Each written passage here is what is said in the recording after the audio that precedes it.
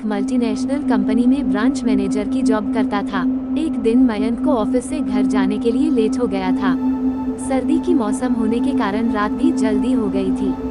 ठंड भी बहुत शुरू हो चुकी थी। रास्ते में चलते चलते मयंक को अचानक एक आवाज सुनाई दी, रुक जाओ। मयंक वहीं पर ही रुक गया और पीछे मुड़ के देखा, लेकिन पीछे कोई भी नहीं था। फिर से वही आवाज सुनाई दी, सामने देखो। जैसे ही मयंक ने सामने देखा तो उसे जमीन पर कुछ चमकती हुई चीज दिखाई दी।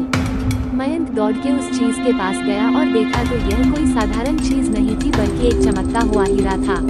उसने वह हीरा अपने हाथ में लिया। उसकी चमक देखकर मयंक की खुशी का पार न रहा। लेकिन मयंक को कहाँ पता था यह कोई साधारण है या नहीं, बल्कि एक मायावी हीरा है।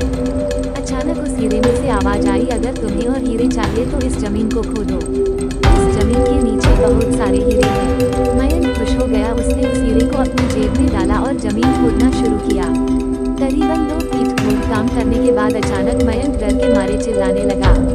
इसके कारण उसका संतुलन खो गया और जमीन पर गिर पड़ा, क्योंकि उस गड्ढे में से हीरे मोती नहीं बल्कि किसी इंसान का कटा हुआ सर मिला। अचानक वह सर हवा में उड़ने लगा और बोला, डरो मत, मैं तुम्हें कोई हानि नहीं पहुंचाता। मैं तुम्हें बहुत सारे हीरे जवेरात में दूंगा। बस मेरी बात ध्यान से सुनो, मैं जहाँ जाता हूँ वहाँ मेरे पीछे आओ। फिर वह सिर हवा में उड़ा और जंगल की ओर बढ़ने लगा। करीबन 1 किलोमीटर चलने के बाद वह सिर रुक गया। मयंक भी रुक गया। फिर उस सिर ने मयंक से कहा, इस जमीन के भीतर बहुत सारे हीरे मोती जवाहरात छुपे हुए हैं। इस जमीन पे खोद काम शुरू करो। मयंक खुश हो गया और उस जमीन को